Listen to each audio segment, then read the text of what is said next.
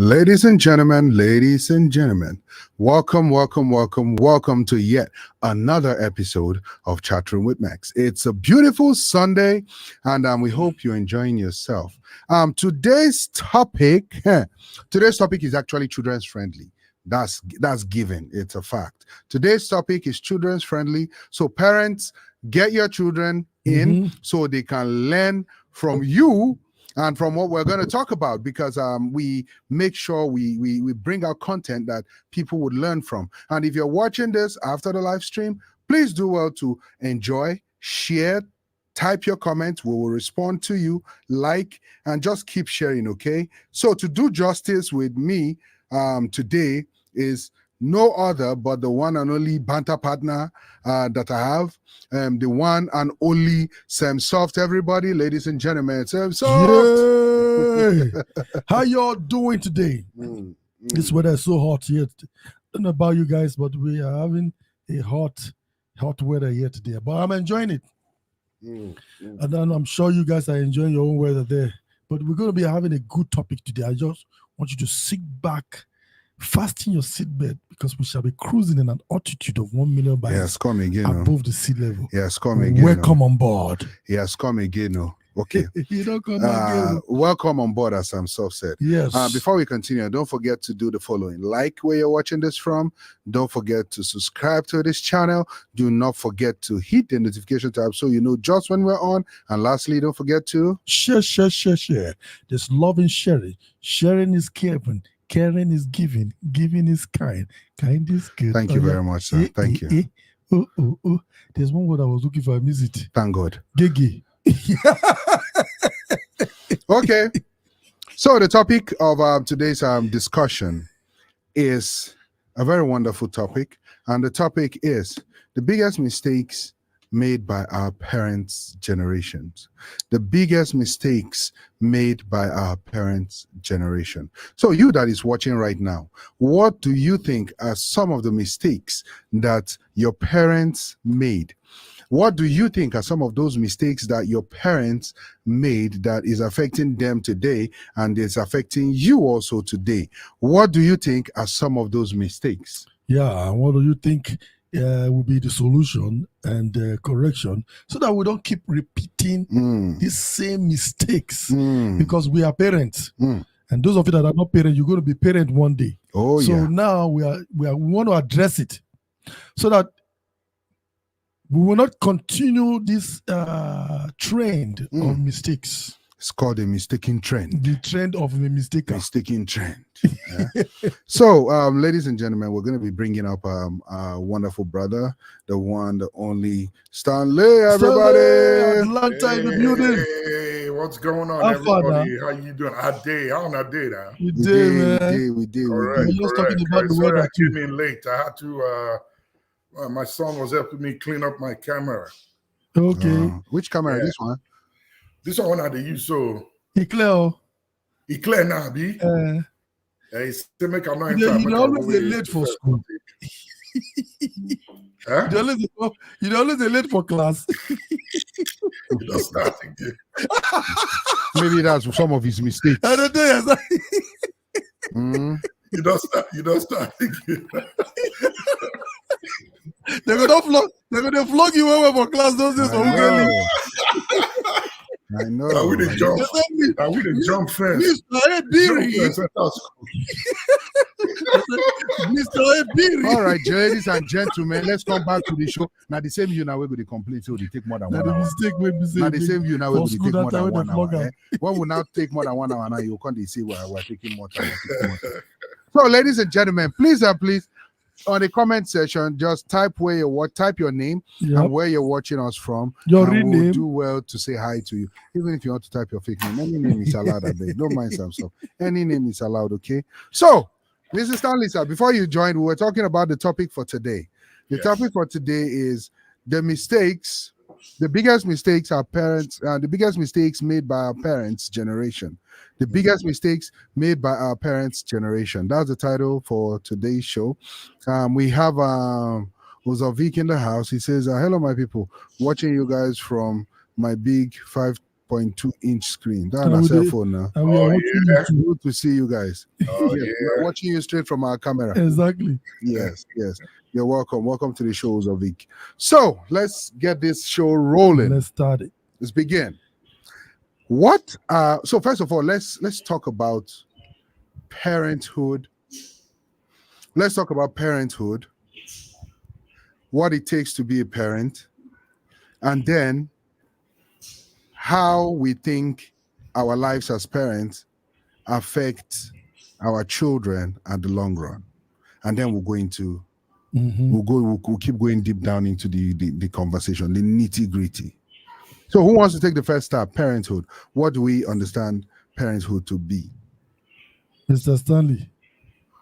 Well, parenthood is far beyond having children and being a father or mother. There's so much to it.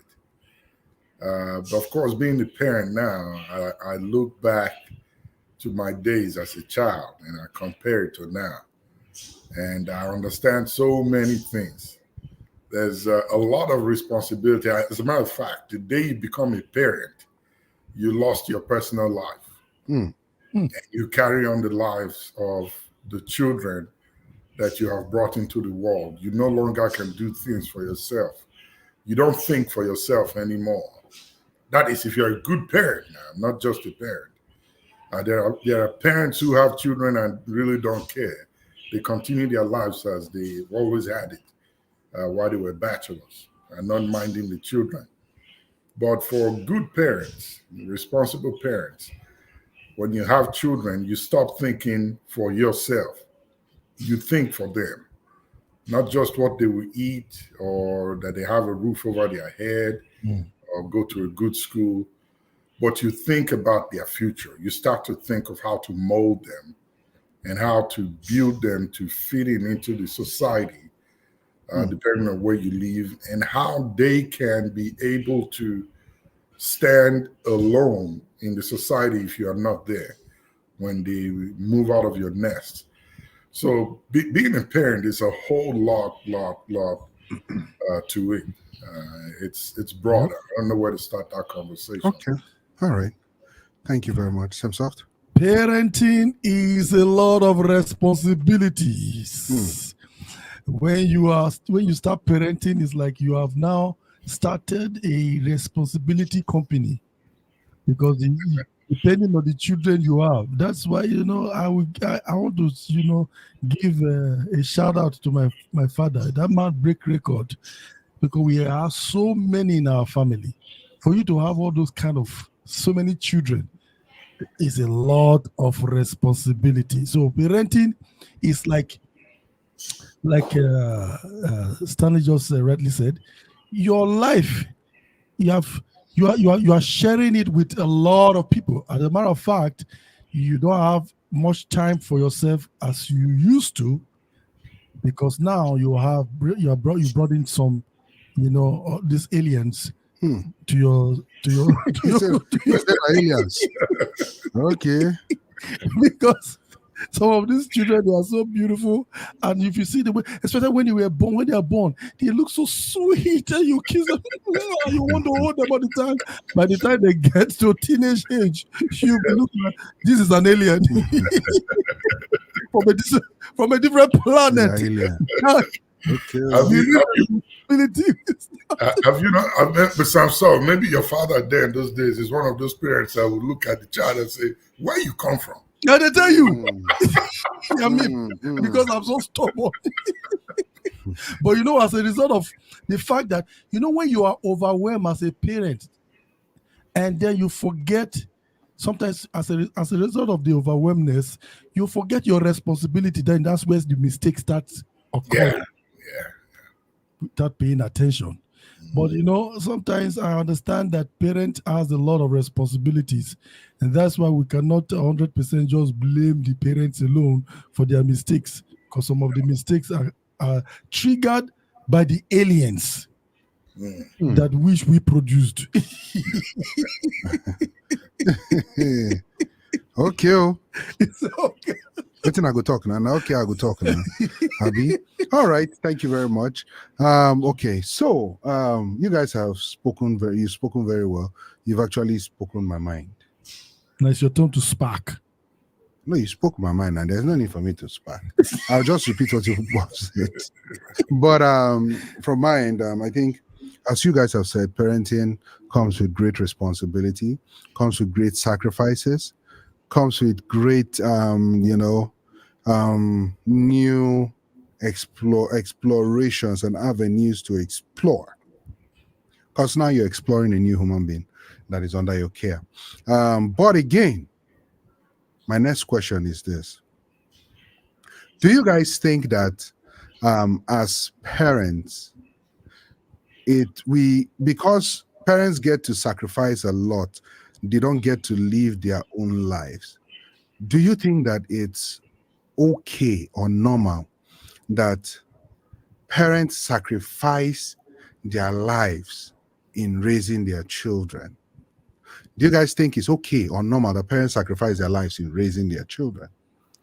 I would say yes and no, because sometimes the reason why I would say yes, where the sacrifice comes in is that because now you are not that parent. You used to have your own life to yourself. Mm-hmm.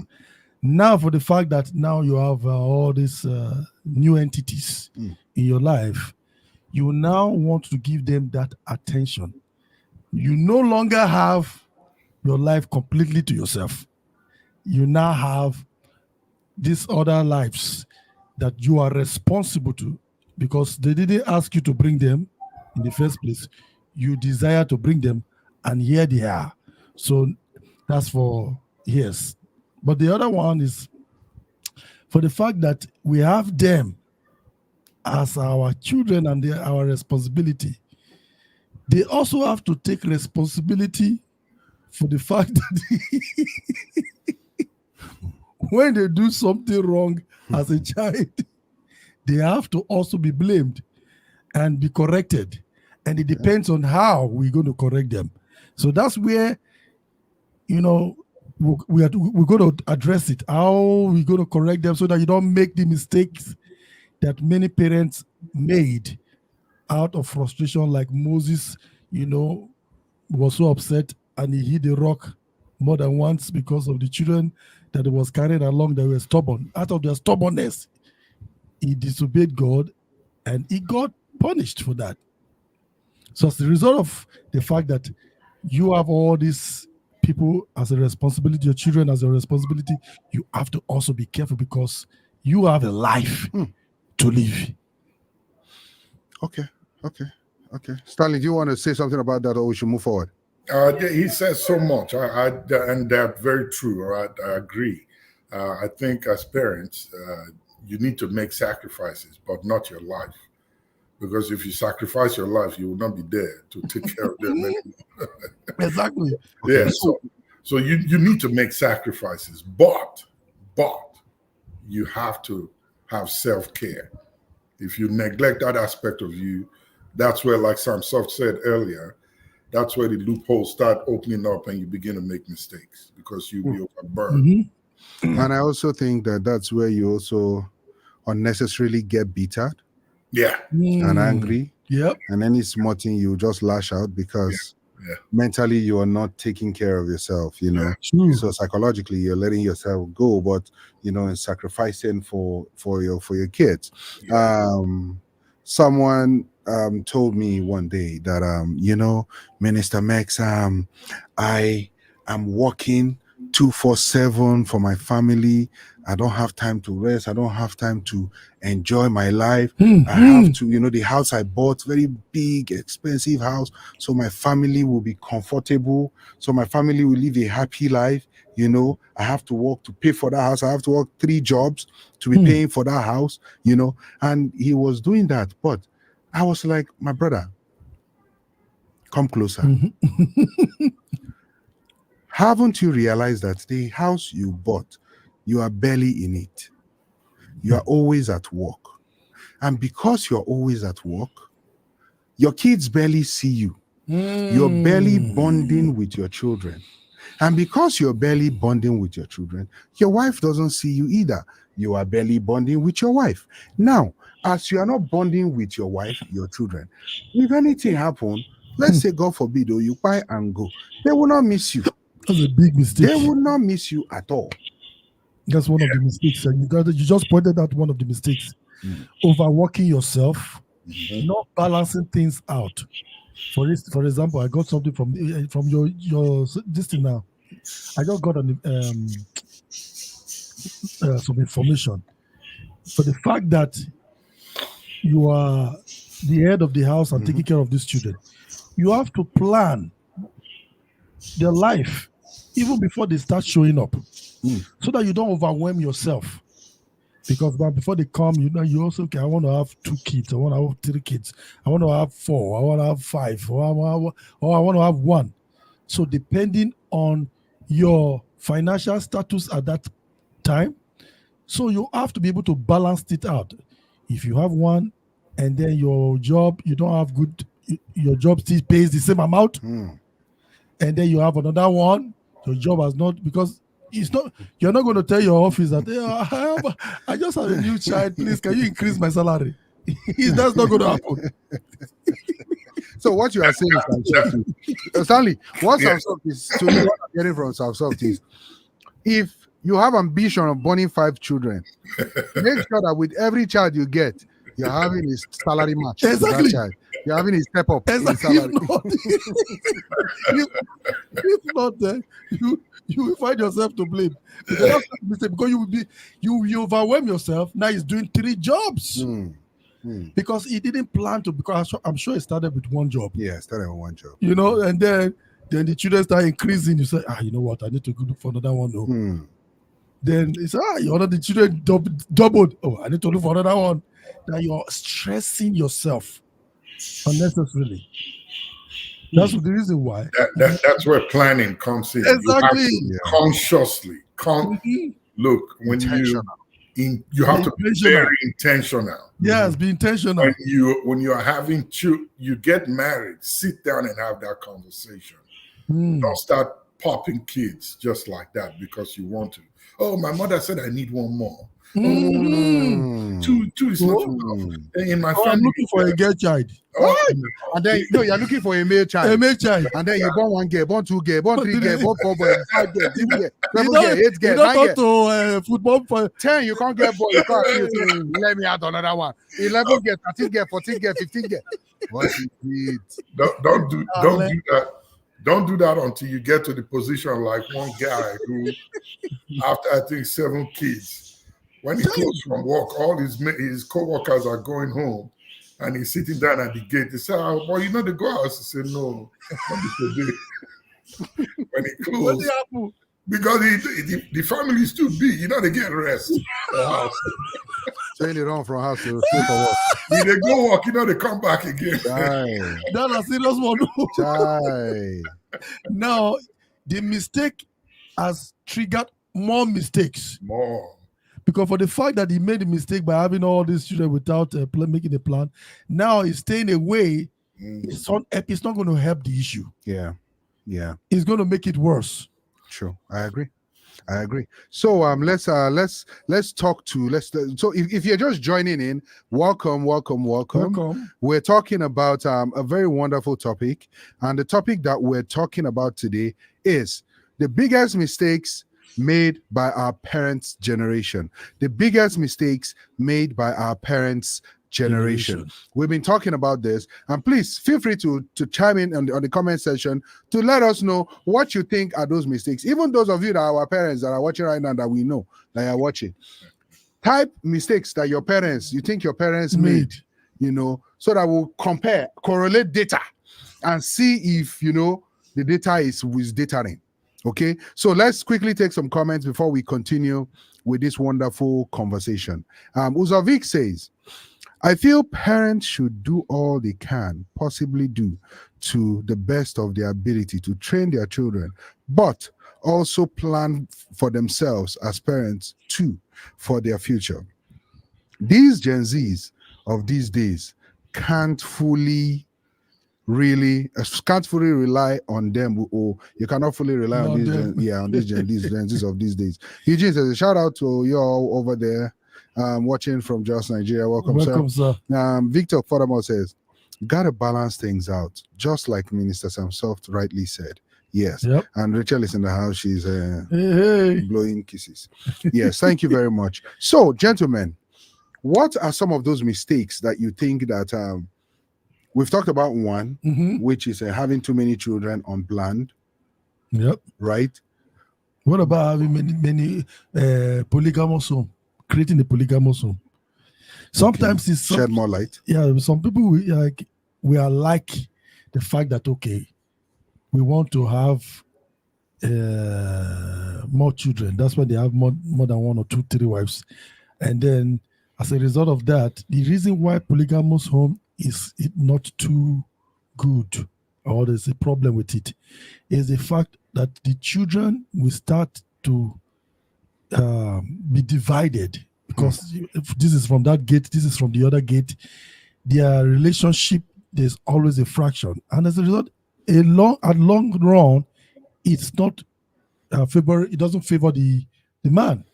But Samsoft, what is wrong about having a polygamous home? I don't think what is wrong about having a polygamous home when you enjoy from here, enjoy from here, enjoy from here, enjoy from here. Is it not better to have polygamous home than to cheat? The enjoyment, as you know, you cannot eat your cake and have it.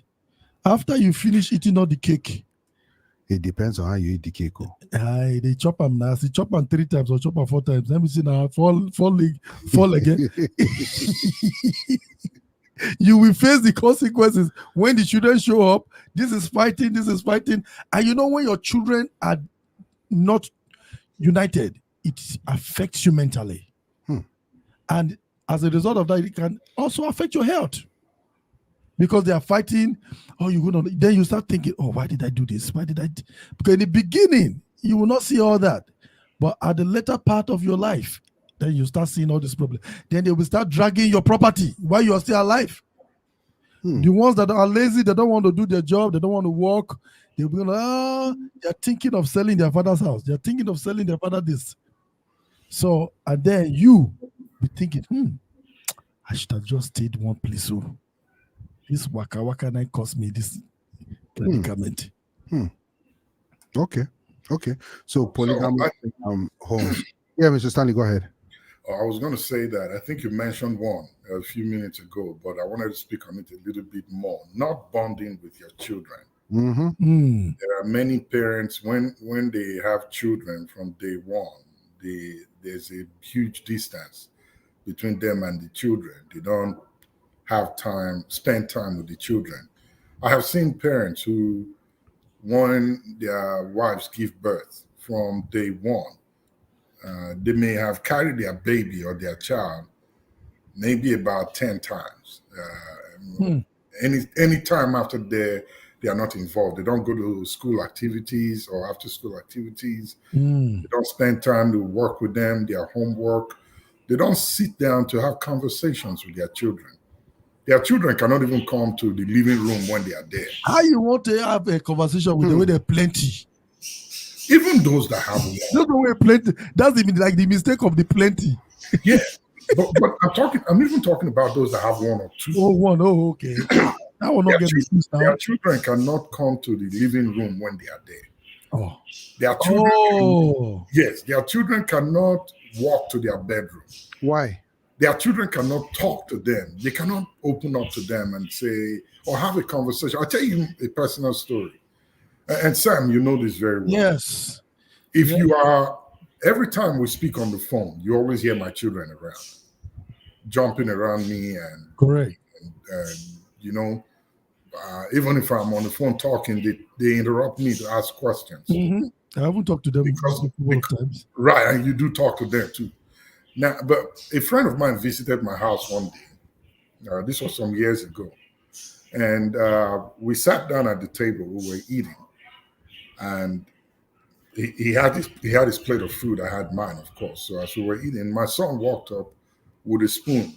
He didn't even say anything to me, but came out of the kitchen and dipped his spoon in mine. Was with me. I noticed the guy froze. He was just looking at me. And after like about 2 minutes, my son picked out a piece of meat, put it in his mouth, walked away with his spoon to the kitchen, rinsed it, and walked away. And the guy was like, "What was that?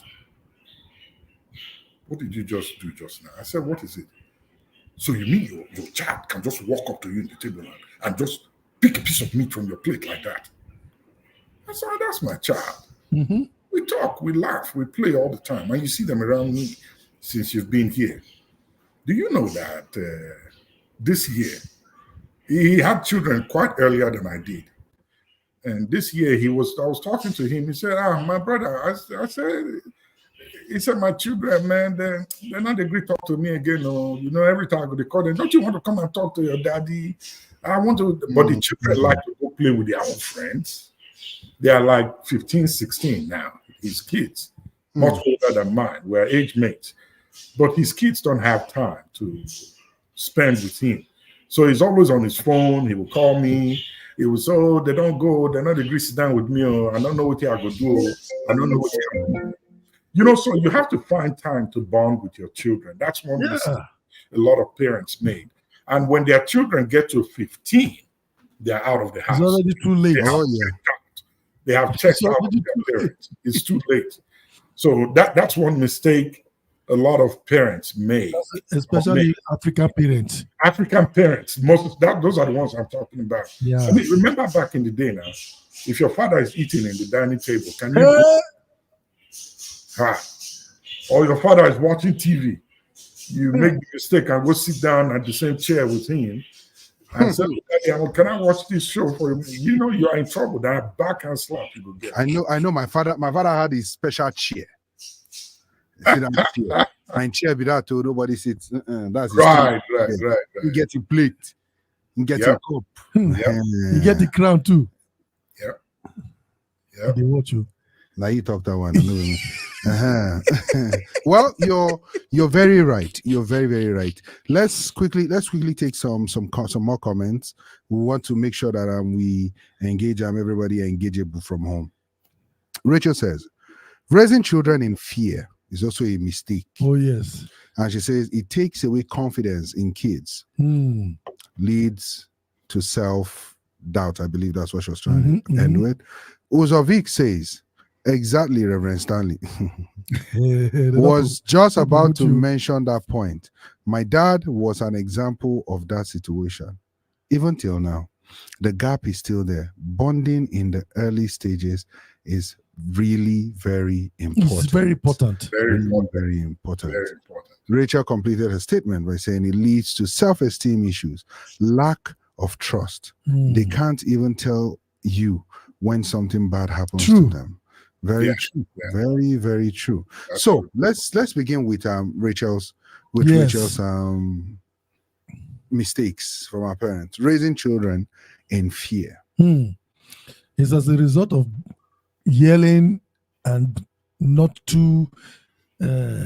showing love, not expressing love. Because African parents think, some, not all African parents, some African parents think that training up a child, showing them love looks like weakness, make you look weak, or make them feel like they will not be able to do well.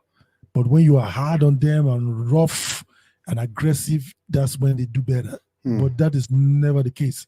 But because when it's a child, their brains are still developing. By the time you infuse fear in that child, by the time you are now trying to now be close to that child, it's already too late because maybe you already scared the child away. The damage has been done. Exactly, just like the story you just Stanley mentioned. That they don't go and now let me there also. Of course, now let you go there now. You have scared them from the beginning. So what about the part of the Bible that says spare the rod and spoil the child? That's different. That's different. But even when you say spare, when you want to flog a child or discipline a child, don't use rod. Even if you don't use rod, I don't condone Lord. That's too aggressive. You can discipline a child. There's different ways to discipline a child, and then let that child know why you are disciplining the child. And then you bring that child back and show them love. is different because back days our parents used to use koboko. The koboko, form out. If they You remember what you were, you gonna hear the thing. You go see they play for your head for the next 2 days. Yeah, you remember Water King those days? Okay. So let's take on Victor's comment. He says, bonding with the child, as Stanley said, which I do agree with very, very It well. is very important. I do agree with. It's very, very important. So let's talk about let's compare apples with apples now. Let's compare apples with apples. And what I mean by comparing apples with apples now, what are those parental style of those days that we think might have changed now these days, and why do we think that change came about?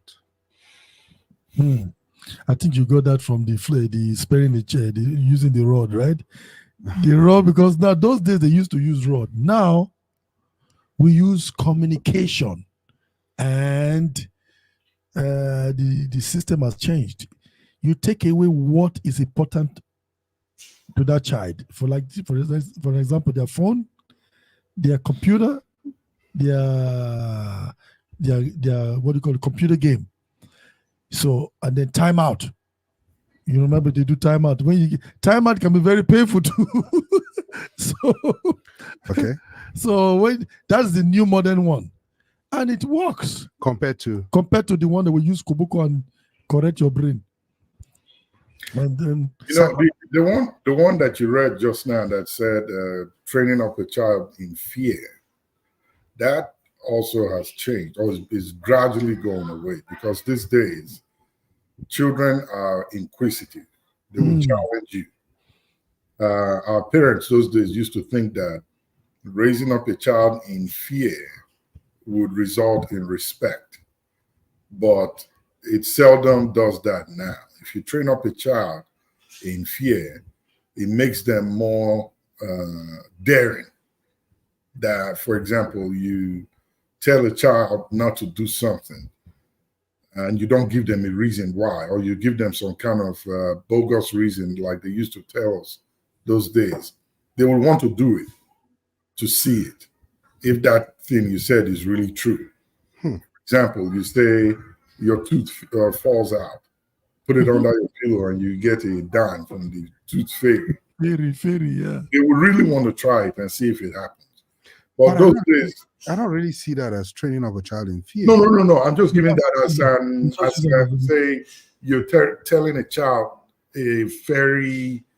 giving a very flimsy excuse. Okay, or using making up stories that is not real. That is not real, But fear, no, that's not fear. I use that to say without giving an example or a reason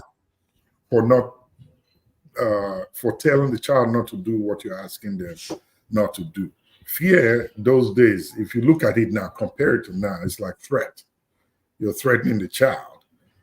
You are being tough and hard on the child. You whoop at every instant. You get angry. You shout, you yell at every instant. I'm getting your point when you say giving them a story. For instance, an example of that is that the child still want to go outside. You say, that dog, remember that big dog, is outside though. Yeah. Even though there's not a big dog there. Yeah. So you're lying to scare the child from going outside. Right. For me, I think more of the fear comes from the physical parental discipline style. Yeah.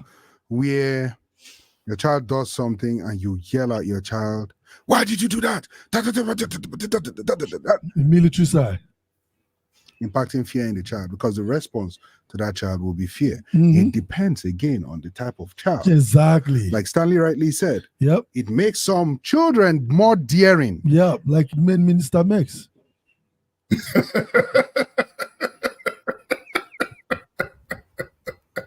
Because the way you were mentioning it was he was speaking to him. I saw his face change. Oh, this guy he's talking about me.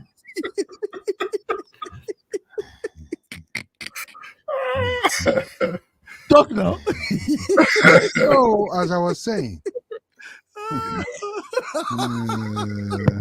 I didn't be I know you. I didn't be I know you. I'll give you a dirty slap. I'll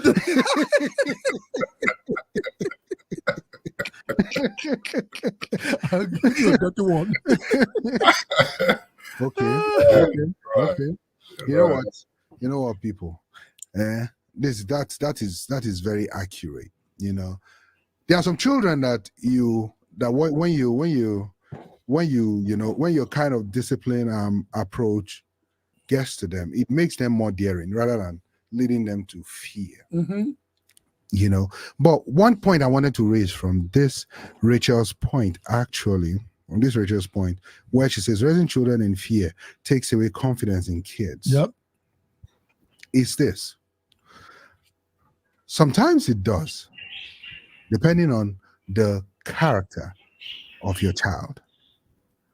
For me, I know that when the discipline style happen, you know, that's when my own go increase too, and then I become more bold, more audacious, you know, and then I begin to extend my limits. But why do you think it's so? Say that again. My personality. Your personality. It's my personality. Yes. Did it have anything to do with the way you saw your father and how you saw your father or your mother? No, I really don't so. think so. I really don't think so. Both of my parents were disciplinarians. That's why if you ask me, oh, who do you love most among do you love your father more, or do you love your mother more? I just love both of I love both of them. Exactly. I know if you choose father or mother because both of them were equal in discipline. You see that my dad is disciplining me today, my mom is, coming, or my dad is disciplining me, my mom is doing this, the vice versa tomorrow, and then my dad is doing the other, But that was their style. Mm-hmm. That was their style. Now, what made me more daring and more brave, even though I was brought up in a disciplined, structural home, is, I think, as I said earlier on, my personality type. When you, I be that kind of begin inquisitive. I be that kind of begin where you go flog me, no. Yeah, and the thing you flog me about today, I will go and improve on it and modernize it and go to 2.0 tomorrow. And there are so many kids like that. I'm sorry. There's so many children like that. But that's because of my personality type. Now, I was doing a little brainstorming when I came to the United States, right? And I noticed a lot of Nigerians. One thing you will notice with a lot of Nigerians or Africans is when you see them at work with their bosses, the way they respect their bosses, the way they bow down to their bosses, the way they, oh, yes, sir, definitely, sir, yes, don't worry, sir, I will do it. Anything, yes, sir, don't worry, I will do it. But if you look the Oyibo counterpart, look at the Oyibo counterpart. You tell them to do something. Why should I do it, John? Yeah, exactly. That's not in my job description, John. No, I can't do it. Now, I was trying to correlate why this is so and that is so. Correct. And I realized that it's because of the kind of discipline that was put in us traditionally. True. We are expected to yes, sir, to our leaders. We're expected to yes, sir, and bow down to our leaders and not ask questions. Even if you ask the questions, you ask it in a yes, sir way, in a respectable way. Oh, yeah, but sir, don't you think that, sir, you understand what I'm trying to say, sir? You get it, sir. You see that this mistake has crept into the society of, let me say, especially like in Africa, Nigeria, that even when their leaders are doing something against their will, they can't speak out because that foundation they have, oh, it's an elder, don't talk about him like that. Oh no, he's an elder. And then the person keep doing what they're doing to them. And so it affects the system. So that means, you see, that's a mistake from the parent growing up and is affecting the whole society. So unfortunately, most of what's going on in our society today that we're complaining and blaming the government for, it's not actually really the government's fault. Starts from inside the house. It starts from deep down inside the house. Exactly. Because how do you raise your children? Are you the type of parents that will raise your child and say, don't look at my eye. Don't look at my eye. Looking at my eye is disrespectful. And then when they go for him to the American embassy for visa, And they are not looking at the they're eye, not they will looking say at they are lying. they're lying. They will be denied. So even here in the United States, they've been trained to realize, to know that Africans, Yeah, when they don't look at your eyes, it's not that it's they're out of hiding anything, respect. it's out of Respect, respect. yeah. But we know that that is not. Exactly. We know exactly. We know that it's just from fear. Yeah, that is from fear. You understand? So let's take out Uzovik's comment before we continue. Uzovik says, I think the kneeling I did when I was little is what is affecting my knees now. Oh, okay. Compared to 30 minutes time out of these days. What an injustice. What was the parents of those days thinking self? Yeah, they used to say kneel down. So that means Uzovik knelt down very well. Yeah, because it was stubborn. No wonder I was on the knee in black. But you know one thing I wanted to mention in this thing you said, with reference to the training in Africa and the training in the West. Mm-hmm. It brings about this thing called discipline, which they lack here. And we see it here as confidence, but it's actually indiscipline. And I have met a lot of white people who have told me that they wish that they can imbibe that in their culture. Maybe it would help a lot of their children see life in a better perspective than the entitlement approach that they have. And I say that because when I look in the military here, for example, discipline is something that keeps them together and focused on assignments. So when you say discipline, sir, can you narrow it down to the type of discipline?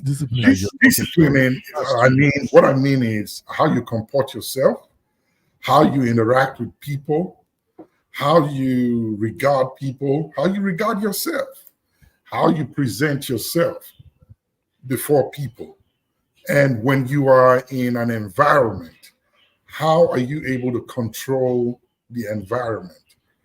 You may express yourself as someone who is confident, but with disregard. Your confidence might be seen as disregard by the other party you're dealing with.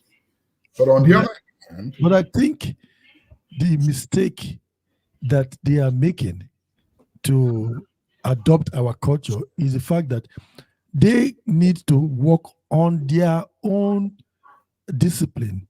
They are not consistent. They don't mean it. For instance, say, sit down there. I'm going to discipline you now.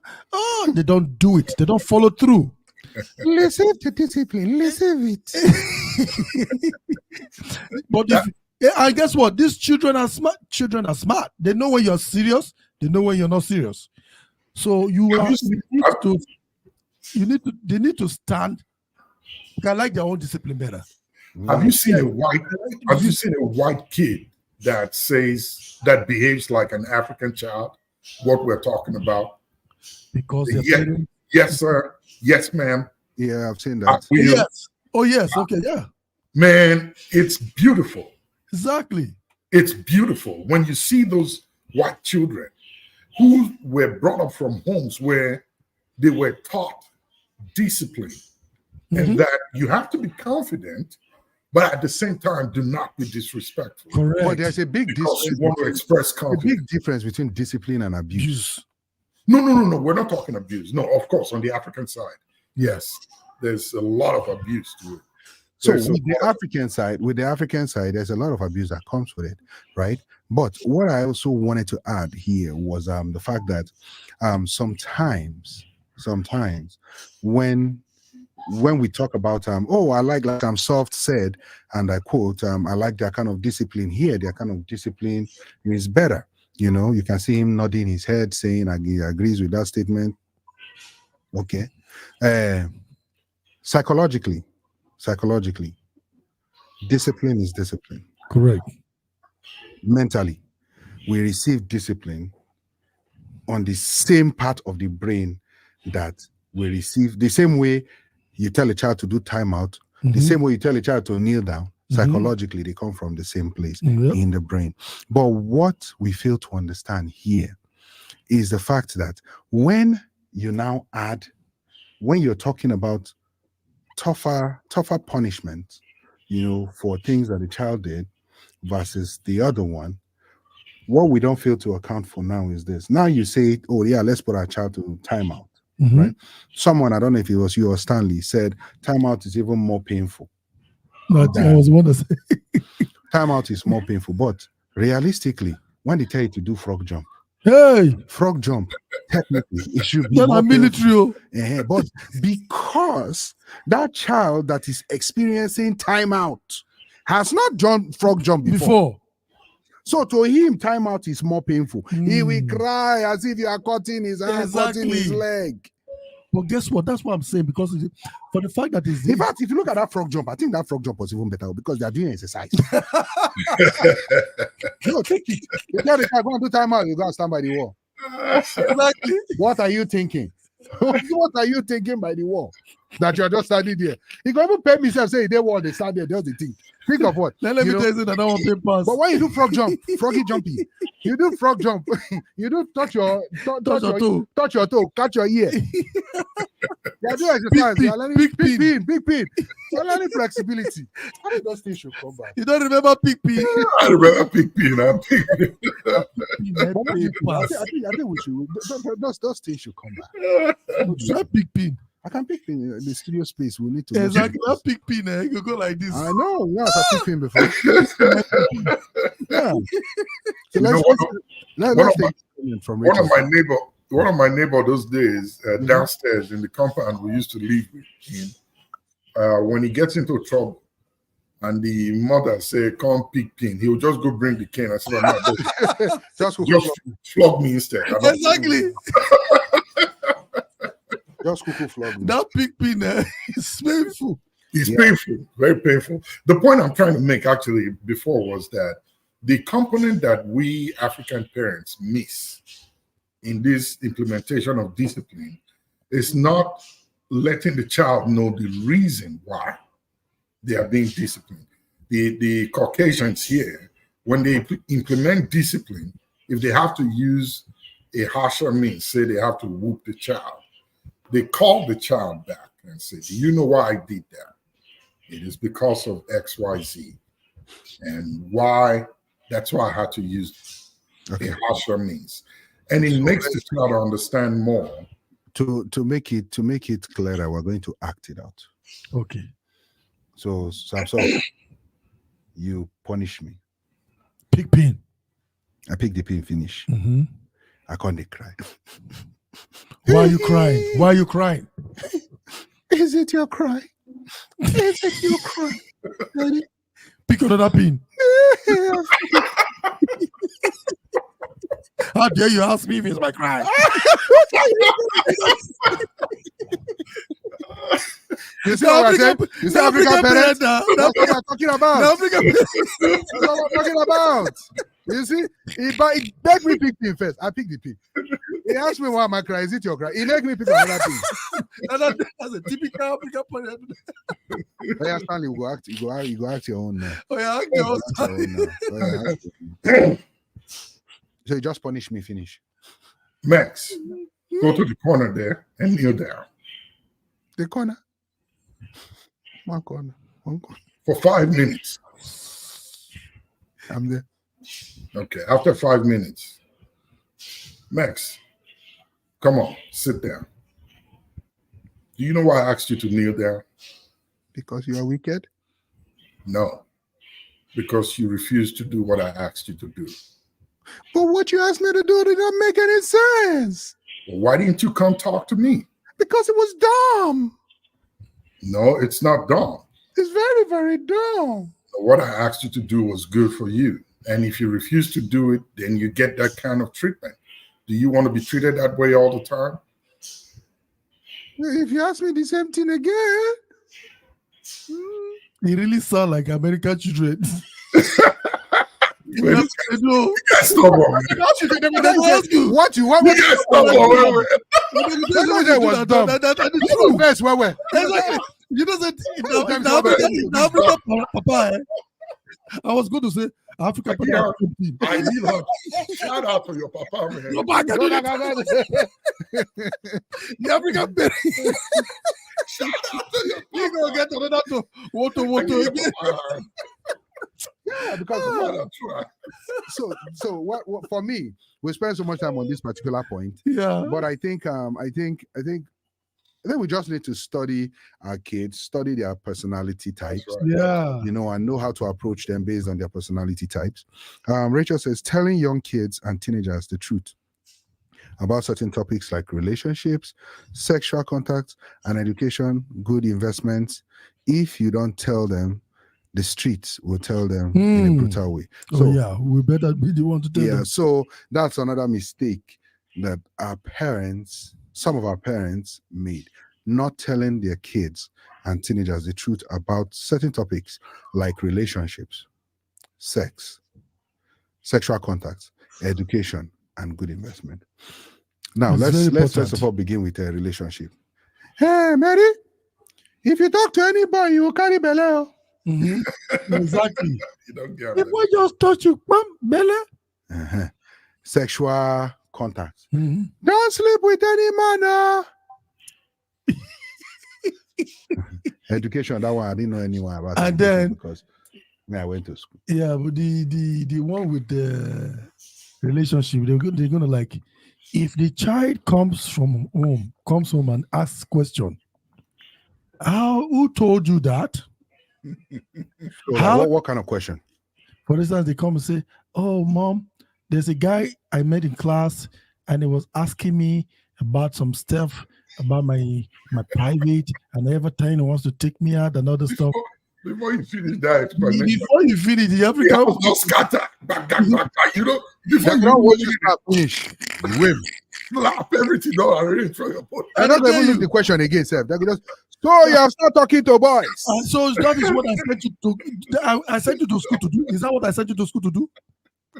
And the child just came to open up. Mm. That's the best time to sit that child down and explain. Give them sex education. Exactly. Because when the child come, bring it to you, is good. Mm.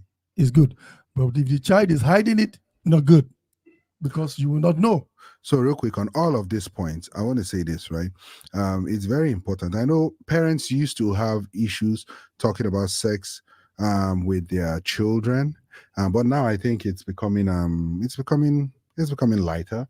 You know, some parents are feeling more comfortable to talk about things like this.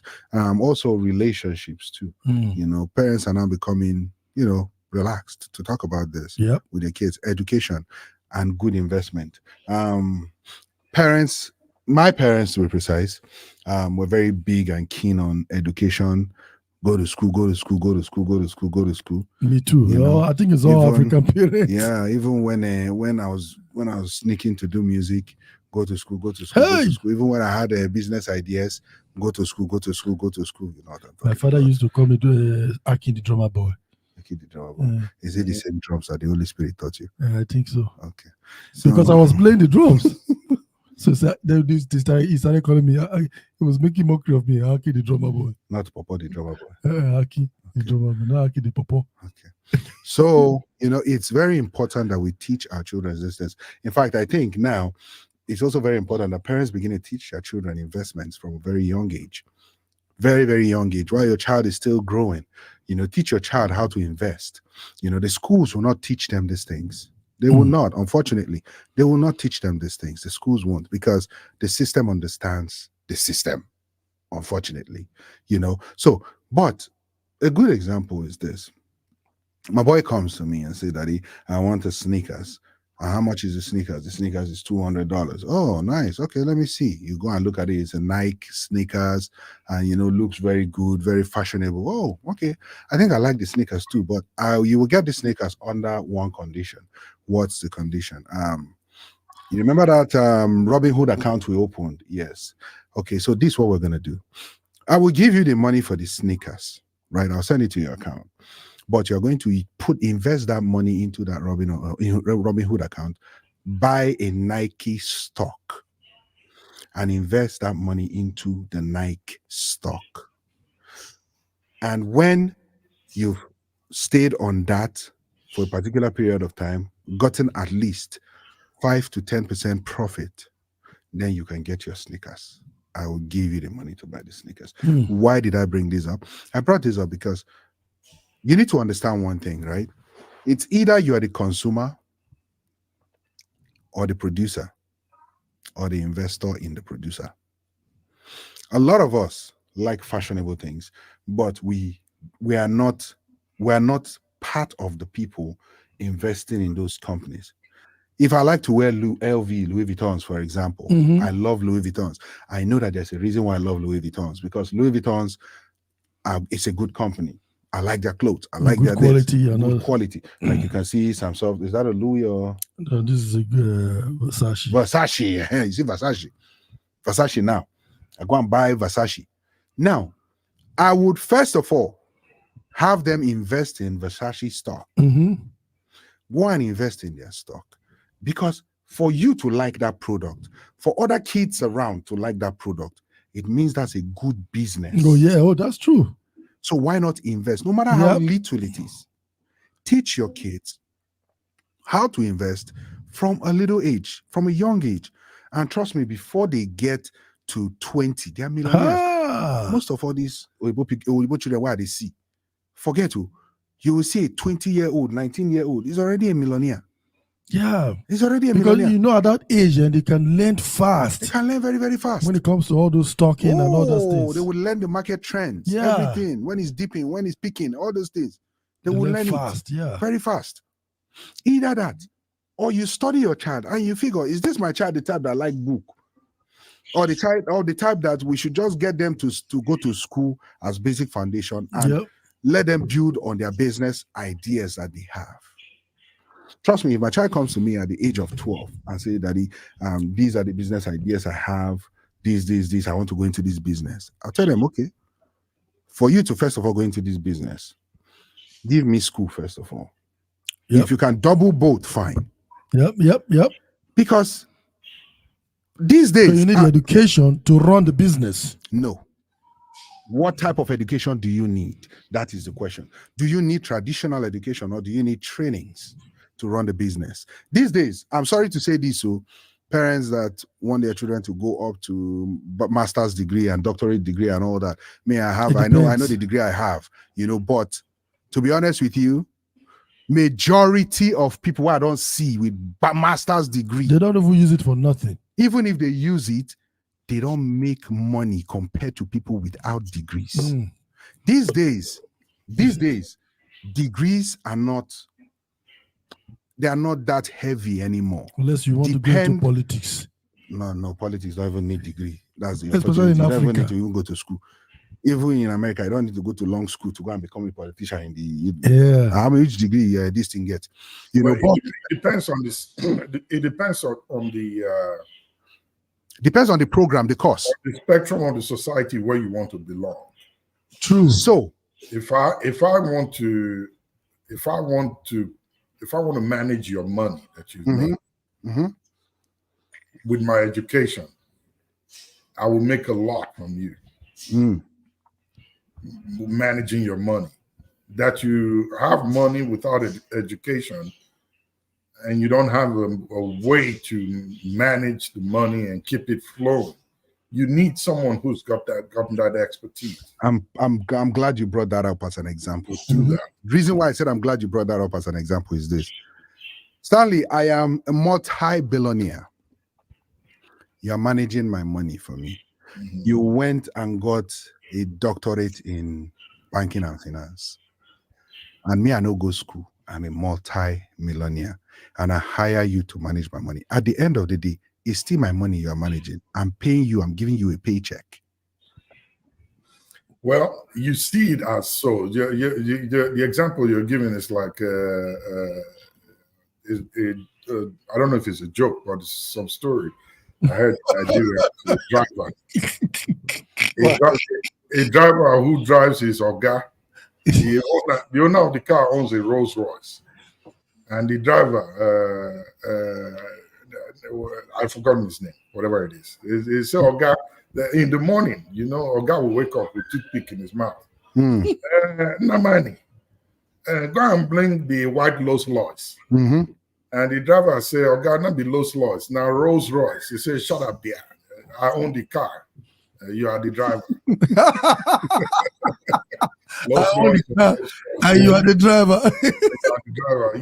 But the point I'm trying to make, yes, you have the point in that you made the money, but I am managing it for you stresslessly, and I will bill you heavily for it. That's You're fine. a multi-billionaire. I don't want you. There are people who I don't seek to be a multi-billionaire like you.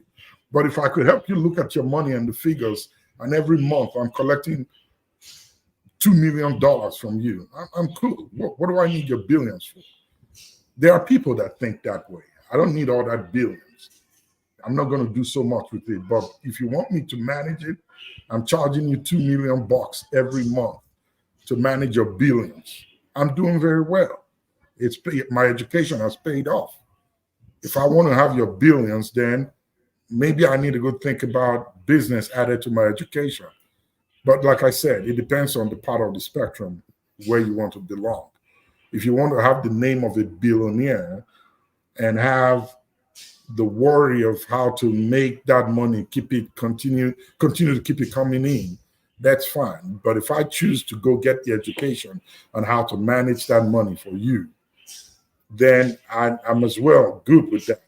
I don't need all the billions. So my the next big question, education is good. I really believe education, get it at least the basic minimum. the basic, yes. Yeah, Yes. and as it is right now, the trend is changing, because back in the day it used to be high school degree or GED. With GED, you can be good as long as you know you are street wise in money. But these days, being street wise in money doesn't cut it, because the guy who went to school can take a huge cut of your money without The guy you. who went to school. What do you mean? Who went to school? Went to what kind of school? Because went to primary school. Managing your money. Primary school is school. Let me let you all know one thing. Do you all know that? And I found this recently. I don't know if you've heard about it. When you buy your home here, your first mortgage payment, right, goes to a particular guy in this country. Who's that? I've forgotten the name. Your first mortgage payment from every home you buy goes to that guy. Nationwide. Why does it go to the guy? Because he set it up. That's how this place is set up. Oh, I remember. You pay the guy? No, I remember. I But you saw pay the movie. Yeah, I didn't pay. About it. It goes to the guy because he's a smart. You know. He went to school for it, drafted the policy, and the government. Yeah, I remember. Yeah. Yeah, but this is what I'm saying, right? This is what I'm saying. Okay. We need to understand our kids. Correct. Right? Not everybody is suited for education. Now, you also need to be able to understand your kid well enough to nudge them towards the right direction. Like, for example, someone say, I want to study library science. Or no offense to librarians, not Liberia the country, librarians, or somebody says, oh, I want to work as this, I want to work as that. You need to study the economy, study the market, look at what's moving as of the time you're in. Yeah, study the time. And study the times. Be wise, study the times. So that you don't, because what a lot of people have end up doing now in this country is they have huge student loan debts on degrees that they bagged that cannot afford to pay or service their student loans. It's bad. Talk about the doctors. The doctors are making money, unfortunately. A lot of them have loans. They can't pay it out yet. What about somebody that That's spent different. so much money and he went to Bible school? You go collect her for time. That's true. He's not collect her back for tight. No, this is my particular friend. He went to he paid loan for. I said, "You Pay loan to go to Bible school. attire." I said, "But you Well, I already mean, grew up in the if you church. raise So something, you what can is get Bible there. school for you?" No, it's different too. You need to go to The the Bible degree? school. Oh yeah, you gotta get the degree, man. My dad went to get the degree, and I was asking him what is he going to go and get a degree at And this that age? degree, what is it? So what is the information that like you get the degree for to be working for where? But it might come in handy. You never can tell. Oh, But it does. It does come in handy. You're right. yeah, it does. It comes in handy at some point. Yeah, No knowledage is lost. and they'll call you. It's not really handy for him right now. You don't know how to use it. You went to Bible school. It's time to. You don't know how to give use me- it. I may not talk too much. But now the last mistake for me that I think our parents made. First of all, let's take these comments before we proceed. So have we taken this? Yeah. Okay. Rachel says, I think it's important to create a balance between the typical African way of discipline versus Western world. You can also damage a child by not providing them the right discipline and teachings they need. Yeah. A lot of parents that we have these days, their children end up in the wrong side of life because they try to correct the mistakes of their parents who were strict disciplinarians, and they decided not to be disciplinarians at all. So they don't discipline because they don't want to make the same mistake their parents made. So they will not touch the child. They will not discipline. They will not That's say a stop it. mistake. They will not say this. So it's another That's a mistake on mistake, another yeah. mistake. We have to learn. We got to learn. She says, I meant sexual education. Okay. Eugene says, societal and cultural variations must be taken into consideration here. Example, over there is greater all-round awareness and comfort. A child, if harshly chastised, can arrest / lock up the parents. Yeah. That's for the Mm. Western world. Yeah, sometimes Yes. it depends though. If there's any Depends. physical abuse, Correct.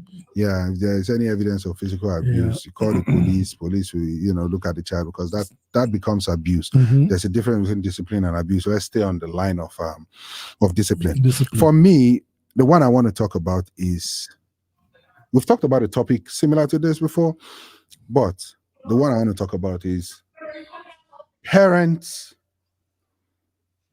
expecting their children to be Like them.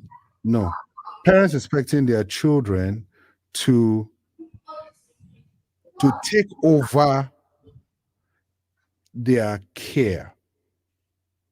Oh, So like now I get children, I go to train the child, like an investment. Yes, exactly, like an investment. There you go. I go to train the child. Then when the child reaches a certain age, I expect that the child should take care of me, take care of everything that got to do with me. So now, my thing there is this, right? My question is this: parenting then, parenting now. Do you think that parents of nowadays are beginning to be cognizant of the fact that we don't want to continue that circle anymore? So we would rather set ourselves up to a level while training our children, set ourselves up to a level where we begin, where when we get older, our children, we don't even rely on the children. Exactly. We don't get to rely on the children. The children are on their own, doing their thing, building for their next generation, and then the next generation building for their next generation. That's how you build generational wealth. But the situation where, I took care of my parents, I expect my children to take care of me. Now, guess what? When your child grows up, your child will expect their child to take care of them. And then that limits the progress of that family in general. And that's why some people say, oh, there's generational cost in this family. It's not cost. But do you know that was what they used to do back those days, in the ancient days? The child is like an investment. For example, the more children you have, the bigger farm you have. Those days they used to use the children as work labor. So it makes them have somebody to work with them. They go to the farm with them back then. So the children is like, what do you call it? An investment. So the more children you have, you can have a big farm. You can be successful as a farmer or as an hunter.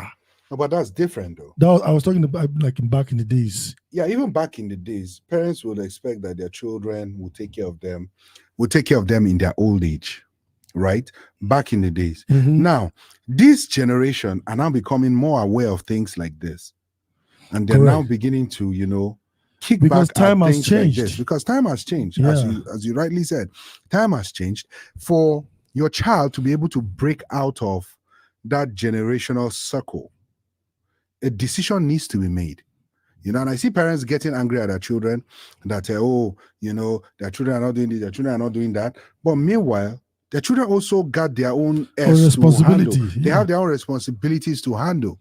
And when your children are handling their responsibilities, it becomes overwhelming. It becomes overwhelming, because at the end of the day now,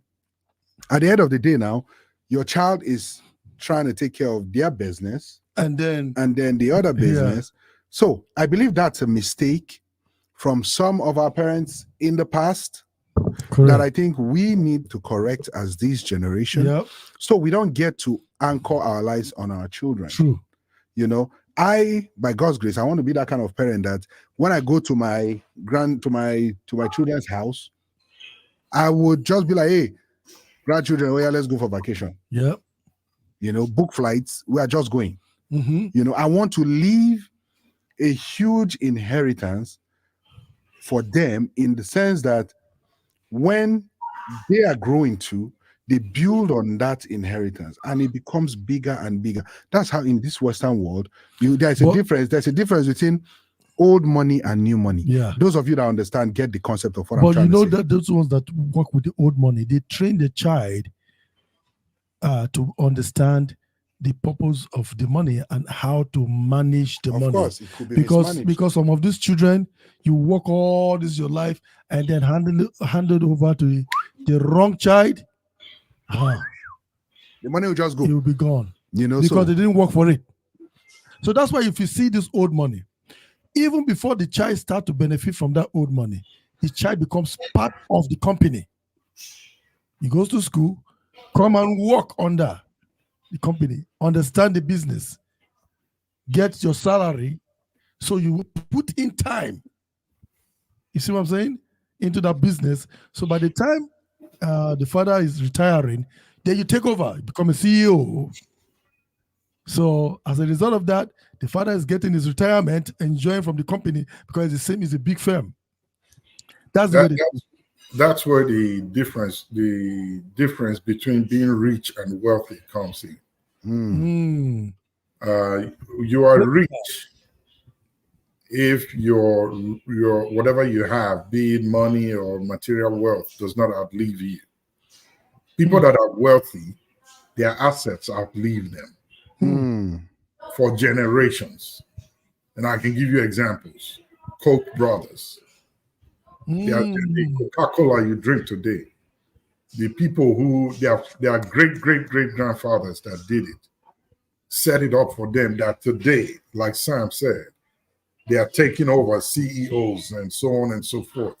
That when this generation is beginning to retire, the new kids, the children that are born are taking over, and it continues and grows as they go on. And the reason is because of how the parents set it up.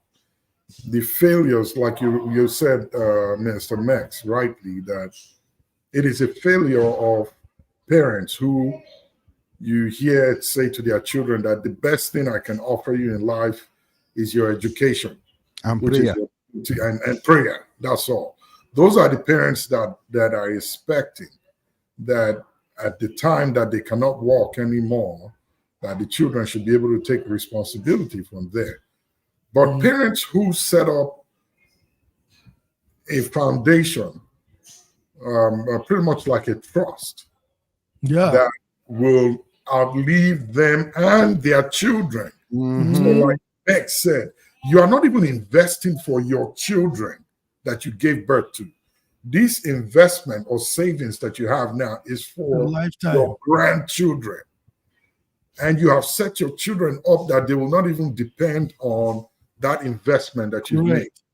And when you are leaving, you are telling your child that, listen, this investment that I'm handing over is not for you. You are okay, but it's for your grandchildren. But make sure that before you leave this earth, you hand it over to your grandchildren. So it outlives the generation ahead of you, not for the one you gave birth to. If you establish that kind of process, then you have created generational wealth. But if you focus your mind on riches is what you use and may last for your time alone. And after you are gone, it evaporates. It evaporates. I like that definition. So set up the one that would outlive you and your child, but will be there for your grandchild. And when you leave, your child takes over and it goes for the next grandchild, which will be your great grandchild. So we And because it going. And because, like what Stanley said, you put it in a trust. Yes. You get to dictate right from the beginning qualifications that child gets to meet before they are able to get in there. Yeah. Yeah. And it's like you're creating a bank for the family. Correct. You understand? It's like you're creating a bank. Now, that way, you're growing. You're setting things up for your kids to come under you and grow. If your child doesn't want to be part of it, that's fine. Hey, free will. Yeah, free will. But you have that growing and going along. Let's take some comments real quick. Uzovic says, each and every one of us has his or her own kind of personality. Parents should study their kids individually and devise the right means to train them. Very true. Uzovic furthermore says, good point, Minister Max. A sub point to that would be parents trying to push their kids to become, e.g., doctors, rather than them channeling and encouraging their kids to pursue their gifts and passions. Uzovic furthermore says, if every kid becomes doctor, who will be the patient now? The doctor. The doctor will be the patient. Dan Davis says, education still matters. Yes, definitely. Education matters. Education matters. But what you want to look at here is what your child, there's a way, funny enough, right? There's a way every parent is able to tell what that child or the way that child is headed. Correct. I'm sorry, Stanley, if you've noticed it or not in your kids. From all your children, one after the other, you can tell who like book more. Yep. You can tell who likes speech. Yeah. I know already. You already know. I know already who's going where. Thank you. You know where this is I going. know who they go where, so I'm guiding them. You have to study Yeah. and guide them Yeah. towards becoming better for themselves with what has been given to them. Yeah. But when you see the one of them like book, the other one like business, but because one of them like book, you are a professor. Want to push the other one You want to push the one who like business to go and follow the one who like book, to go on body and be going. At the end of the day, that one it might get a degree, get everything, but it will be a waste of money. It is waste because they've wasted their time instead of you channeling them towards the right path. They're still going to fall back to that business. They will still fall back to that business. Go ahead. Go ahead. I was going to say that. That is very true. If you notice a child who is business savvy, it is important to encourage that business savviness in that child, but still instill in them the importance of having that foundational education. Must go get it first, please. Is it computer programming you want to do? You know how to write codes? Go to school, get that first degree, minimum, and then you can spend the rest of your life writing program. I'm not going to stop you. Is it football you want to play? Go and practice, but you must get this first education. It matters in society because it is how your skill that you have will be rated. So if you're a good footballer, and you don't have any education, you stand a chance of being mismanaged. And if your manager is, what if you get hurt? You know, you can. You don't know what to do. You don't know how to go about things. But if you're educated, you have that background knowledge. It may not be the specialty or expert knowledge, but at least you have the background knowledge to say, okay, I know that I should do this if this happens. Then you know who to go get to do it for you. But if you don't know, somebody will come and tell you that, oh, okay, you know what? I can tell you what to do. And I give you the advice, but you have to pay me for it. And one good thing with children is from that childhood age, you can always tell who will be the leader, who will be the follower. Yeah, you can always tell. Be the leader, who will be the follower. Of course. That one day, you know the gang leader. One advice that my dad actually gave me that made a lot of sense. You know, I always talk about my own personal experience. One advice he gave me that made a lot of sense was back then, when I was in school, you know, I wasn't performing too well. And he'll be like, listen, I told him I wanted to go to school for music. Because obviously I've been doing music since I was little growing up. And I told him I wanted to go to school for music. And he said, school for music. I said, yes, sir. He said, you need to understand one thing, this boy. I said, what is this, sir? He said, you need to understand that music is a talent that God has given you. That is inside you. Correct. You can develop it through other means. But you need to have a profession that you can fall back on if music fails you. That's very correct. He did not stop me from doing my musical. Correct. I was still doing my music and I was still going to school. A good example of that, because so many people, like, for instance, if you didn't listen to his advice, you will have issues. Because music is not 100%. Music go by luck and grace. You can just be lucky one song will hit, but you don't know how long it's going to take you for you to get that hit. For instance, COVID hit the world. Music died that year. Took 3 years for music to pick up. So, and then there was no invitation. That's why you saw a lot of musicians started making skit. Exactly. But thank God, I have my certificate. I dusted it. I went back to work. Back to work. Let me tell you something. Before COVID, Samson stopped working. Samson was enjoying his life. I was groovy. He was groovy, traveling from here to here. I said, Samson, they enjoy you. I want to be like Samson, Joe. Now God saved me. Say, I did actually work. If not, before you know it, COVID now, boom, hit everybody. COVID got everywhere. Who did I see went back to work? our huge artists went back to work. Eh? Do you know most of my colleagues? They will be calling me. They say, "Sir, how are you doing it?" I said, "I don't go back to work. I have to dust the certificate." Now doing that, a lot of artists could call me. Oh yes. Means any program, any amount of anything. Because it was crazy. It was crazy because that backup was not there. Oh yeah. That backup was not there. So yes, even if you don't want to be a doctor, nobody's telling you to go. Exactly. After all, me, if you ask me before, I'll tell you I did not see myself in the field I'm doing right now. Yeah. You know, but I'm doing it. Take your time to study your kids. Like Stanley said, like some stuff said, nudge them to that right direction. Because if you don't understand your kids, you can't help them. How will you understand your kids? By having time for them. If you're always at work because you want to make money to make them have a good future, guess what might happen? You might make that money to make them have a good future without you in it. And you will miss their childhood. And those memories are very, very very vital. Valuable. Those are the memories that lives beautiful in their head. Have you not seen parents who regret and say, "Oh, I never really saw my child's first step"? Hi. You say why? Say, "Oh, I was working. I was trying to make money for them, but I never saw my child take that first step." Oh, so who saw the first step? I was the nanny or the landlord?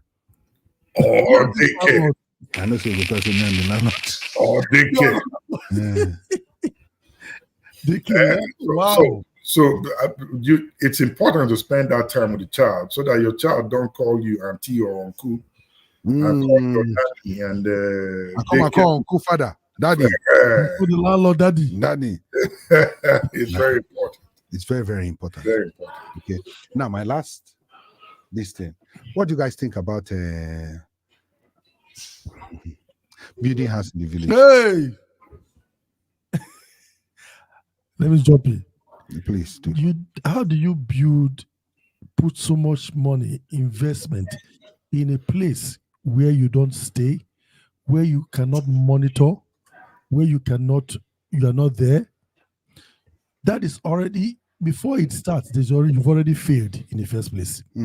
Because first of all, if you say I want to build a house for business and you're not there, it's not going to work because you're not there.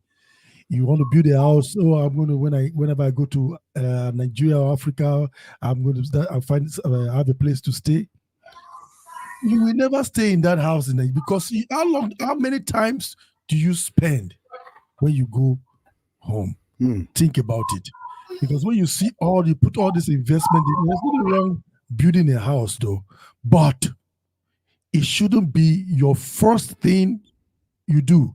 The first thing you do, be comfortable where you live most first, before you think of where you don't even spend much time. Because it would be foolishness. You have mansion in Africa and you are living in one bedroom flat that you are renting. It's not good. It's not. It makes no sense, because your body. This is the body that is doing the job. The body that is doing the job is not enjoying. No, you shouldn't do that. Don't do that to yourself. It's not economical. What economically sound. It is quagmire. It's a quagmire. You see, as a mouth talker.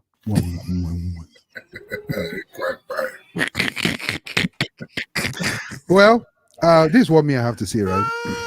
A lot of people now. I'm coming from the area of people in the diaspora. People in the diaspora. A lot of people in the diaspora would go back to Nigeria and build mansions in their village. And after now, you come and be blaming your village people for coming to kidnap you, coming to buy you, because you came home to build a mansion. Please, they are living jeje on their own, and you are coming to do pepe body, pepe eye for them with a mansion in your village.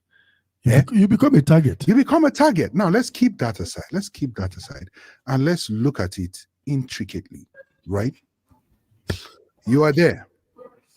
You have your house in the village. So you're coming from America. And you're renting. It doesn't make sense. At all. But for me, you know what will pain me past, Samson? What you go pay me past now? Me just having a house in a village and I'm not there and nobody is there. I only go there once or twice a year, or highest 3 times a year. And so Christmas, house they spoil. The house is not adding any value. No value. You sinking money in that house. You go spoil. If you go to villages, right? If you go to villages, you will see a lot of tall mansion that nobody is occupying. Bush, you know why? You know why? Because the owners don't off. They don't off the owners. And they cannot even maintain it. The people that offer them, they cannot maintain it. So most of the times, we will build house for people, for our family members in the village to go and live in. But again, before Stanley says something, I did my little research in my small corner, and I think I realized why that is rampant. And I think it's rampant because our parents' generation viewed owning a house in the village as a pinnacle of success. Yeah. That's the climax of success. If I don't have a house in my village, even if I have a house in all over the world, if there's no house in that village, I'm not successful yet. So how do you guys think that can be rectified? Who wants to take the first step? Hmm. Stanley, Sell the house. you say? He If says, you have one there already, sell it. Hmm. If you are not, if you are in the diaspora or in Nigeria but not in the village, and you're not planning to go back I retire to in the village. stay and retire there, Hmm. as in you will be there at least 6 months in a year or more, you don't need to build a house. Wait until it's time for you to retire. When you know you are ready to retire and you want to retire back in your village, mhm. then go look for a land. Then take that money, build the house, and move it into your house. Because any house you build in the village before that time that you go back there, it's not your own. Hmm. Someone would lay claim of it. God help you if you have a bad family or Hmm. bad uncles or Hmm. aunties or Hmm. elders in the village who will walk to the gate of your compound and pour something and say, if you walk across this, you will never come out alive Hmm. because they want to take the house. So if you're not planning on retiring immediately to go there to stay, you don't need to build a house. Like Sam said and Max, you are just putting unnecessary floodlights or searchlights on yourself because that mansion that you're raising up there, everybody will be asking who owns it. Mm-hmm. And if they find out that it's you, oh, so you want to show to us that you are the one that has made money. Mhm. Yeah, we'll see if you will come here to stay. They will not go there to stay, but they will not let you go there to stay. So Hmm. my best advice is until you're ready to retire, if you choose to retire back to the village, do not build a house. It will Hmm. save yourself a lot of trouble and unnecessary attention. Hmm. Okay, okay. Yeah. Let's take some comments real quick. Ozavik says, rightly said, Stanley, education shouldn't be neglected. Get that degree, and then you can focus on your talent afterwards. He furthermore says, a building house in the village, very bad idea. That's just a village mentality. My brother, arrange yourself where you did I first. tell you. Rachel says, nothing wrong with building a house in the village if the plan is to retire there soon. Let's not focus on the scary part of developing the village. If you have other investment, please, by all means, build. She Hmm. furthermore says, sounds like we are blaming people for working hard and building while we excuse the people. She will complete it later. Ozavik says, good point, Stanley. Except if you plan on retiring in the village, then you are excused. Other than that, forget it. Just leave the mother house there. Okay, Rachel completed her statement. She said, sounds like we are blaming the people for working hard and building while we excuse the people who are just evil at heart, regardless. Hmm. Well, you want When to it say comes to something? investment, responding to Rachel, when it comes to investment, if you are not there and you're built to invest, especially in Nigeria, my sister, now you go come they maintain them, you'll be paying them, you'll be taking care of them. Mm-hmm. When roof fall, even if roof never fall, they'll go pull up. They'll come send you pictures. Say, roof just come out because you're not there. Even while you are even there, koro, they are still trying to rip you off. So setting up a business in Nigeria or in Africa where you're not there or where you are not residing, not a good idea. Mm. You Tenants just stress yourself for nothing. or tenants never pay house rent. Meanwhile, they Exactly. That Exactly. one, they go dupe you for that one. So, what do I think? What do I think about this whole village house building thing? Like you guys have said, if you plan on retiring in the village, that's fine. That's a good investment. Yeah. Someone once said, we're building it in case all the family come together in the village, so we'll have a place to stay. That's one reason. That's one reason, but that does not excuse the mansion. But at the end of the day, you have to think about it this way, right? That money that you're using to build, and It's not cheap house. Oh.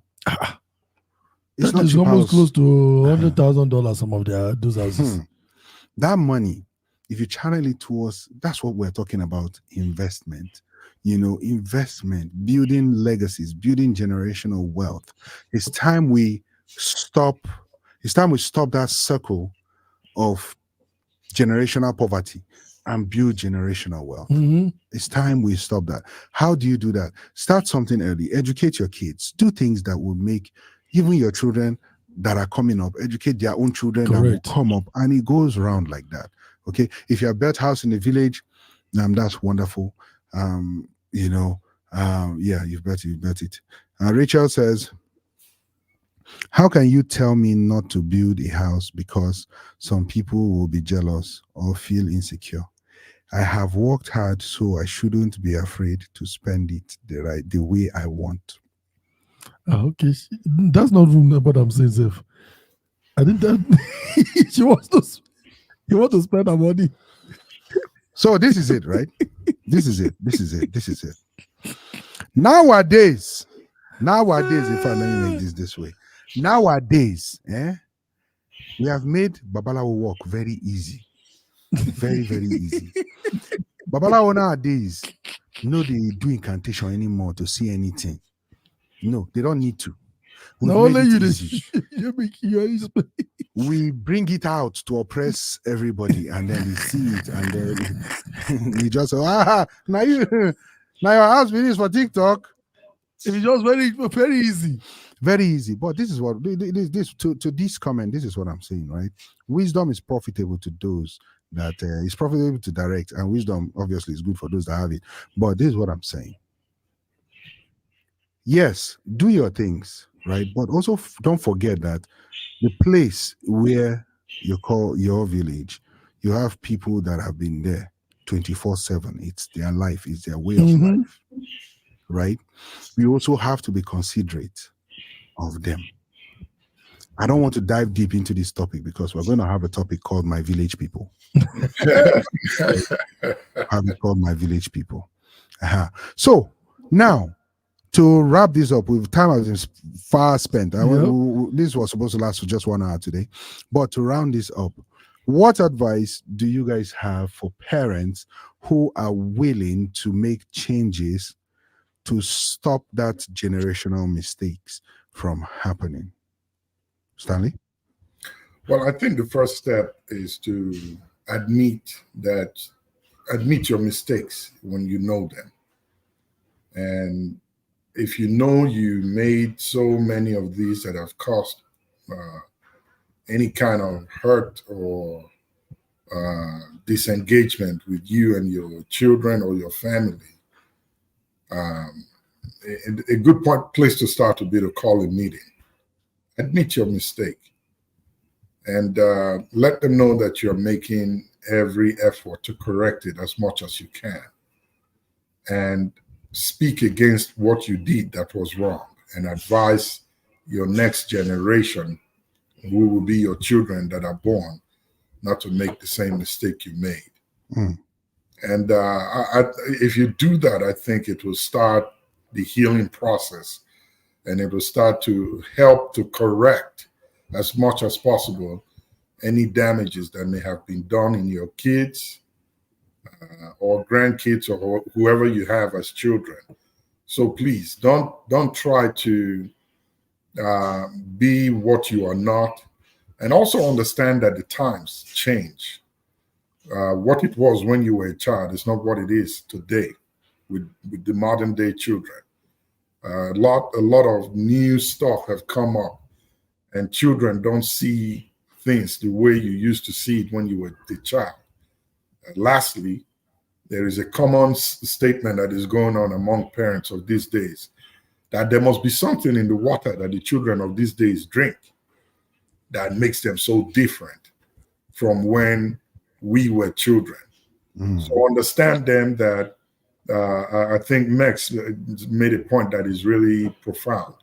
Study your children, understand them, know them before you start to make or take disciplinary actions on what they do. And remember, you cannot use the same stick to flog every child the same way. There Hmm. are some children that don't even need stick for correction. Some need There you, are Lord. some that need it. Know your children, know how to discipline them and what kind of disciplinary measures you want to apply. And if you do that correctly, God helping you, I think you do well to raise a great next generation. Thank you very much. Sam Soft? First of all, do not try to be like other people. Don't use other people as an example. Don't use other children as an example to train your children because they are different. Very, very. First of all, they look like you. So do not. What do you look like the landlord? I think so. Well, let me add this to your statement. If you know you were getting F's while you were in primary school those days, don't lie to your children that you used to get A. Mhm. You smoke. As a matter of fact, when you tell them the truth, that's when you can tell them this is how it is. It encourages them. Not good. So they will be able to listen to you. Now, for those of you that have already made mistake, I don't have advice for you because you already made the mistake. The mistake, the only thing you can do now is to call your children and tell them, I made mistake, don't make my mistake. So that's my advice for you. And for those of you that have not made mistake, this show is for you. You are a very blessed person because you are watching this show now. Thank you. Do not repeat the mistakes of the elders. So I want to Max, before you make your statement, allow me to say this. I wanted to say it, but I just remembered now. Go ahead. I know we talked about self-care as parents, that when you are raising children, you sacrifice, but at the same time, you do not forget about yourself. Please know how you want to make that sacrifice. Sure. And give yourself self-care. Do not neglect your children with the hope that you're giving self-care to yourself. Yeah. I heard a guy, I actually met with him one-on-one, who told me that after he got married with his wife, they used to do things together. They go out, travel, just get a good time. But when their first child came, their first son, the wife looked at him and said, so at this point, are we going to forget about what we used to do? And both of them said no. So I asked him, what did you all do? He said, well, we continued with our life as normal when the child was born. I said, how do you mean? The child was about 3 months old. They would leave the child at home, feed the child, bathe the child. This is what he told me. They put the child on the bed at 10 o'clock and then go out to the movies alone at home. Go out to the movies and enjoy. Leave the child alone? Alone at home. Oh, that's horrible. These are Nigerian parents too. That's horrible. Yeah, in Georgia. They will go to the movies or go to wherever they want to go to because that's how they get their self-care. No, that's wrong. Completely wrong. That's wrong. Know how you give yourself self-care. You can't keep the children very well. You know that story we talk about, the one we addressed? Yeah. The one the girl that was sentenced. Yeah. So, well, yes, Stanley, I do agree with you 100%. I agree with you 100%. Just like we have balanced diet, we also have balanced mental health. Correct. You have to balance everything up. If you were traveling with your spouse or your wife or your husband or your boyfriend or girlfriend before the child came, and the child comes and both of you stopped traveling, your life stopped and changed. There's going to be room for depression and other mental illness to set in. Why? Because something that was already a part of you is now yanked off, even though replaced with a blessing. But that was something that kept both of you grounded. So what do you do in situations like that? When the child gets to a certain age, you can, drop off the child with a family member, with this or with that, or even travel with the child. Correct. Still try to maintain your life style as you go. But to my advice, this is what I want to say. I want to thank every parent out there who might have traumatized their children in one way or the other. You dey laugh. Why they laugh? The way you use the word traumatized. It's true, traumatized. Who might have traumatized your children in one way or the other? I want to thank you. And the reason why I'm thanking you is because you did the best you could based on what you knew. According to that time, that was the best you knew. That was the best you could do. And that was why you thought you were giving your best. But of course, like Stanley said, if you notice that was done, call the child, call the children, talk to them. Hey, my children, this was this. Now with this generation, I now realize that, I didn't actually know any better. I'm sorry that happened. That's called closure. But also, please and please and please help your children now to stop that vicious circle of mistake that was made. Help them be an active part of stopping that. If you did not create generational wealth for your children, talk to your children and encourage them to create generational wealth for their children. Instead of, Mama Kechi said she needs school fees for her children. Can you please send her money for school fees? God blessing said this. Can you send them money for that? No. Teach them. Help them to build that generational wealth. Help them. Be an active part of their life. So, with that, we've come to the end of today's show. Thank you very, very much, Stanley. Very much appreciated. Before I say the thank you finish, please and please, people, next week Sunday, we're going to be talking about how postpartum depression almost ruined my life.